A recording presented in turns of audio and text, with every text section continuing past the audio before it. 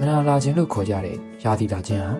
မင်္ဂလိတိုင်းပြိုဝဝင်ခြင်းကနေမိရသွေးဆုံးခြင်းထိကြုံတွေ့ရမယ်သဘာဝဖြစ်စဉ်တစ်ခုဖြစ်ပါတယ်။ရာသီတမနာလာနေစဉ်တကိုယ်ရည်တန့်ရှင်းရေးကိုယူဆိုင်ခြင်းဟာယောဂပိုးမွားတွေဝင်မလာစေဖို့ရည်ကြီးပါတယ်။လာစဉ်သုံးပစ္စည်းကို၄နာရီသို့မဟုတ်6နာရီတိုင်းတစ်ခါလဲလှယ်ပါ။သုံးပြုပြီးပါကရေဖြင့်ဆေးကြောတန့်တင်ပြီးသုံးပြုပြီးတော့စားစဉ်သုံးပစ္စည်းကိုစနစ်တကျဆွန့်ပစ်ပါ။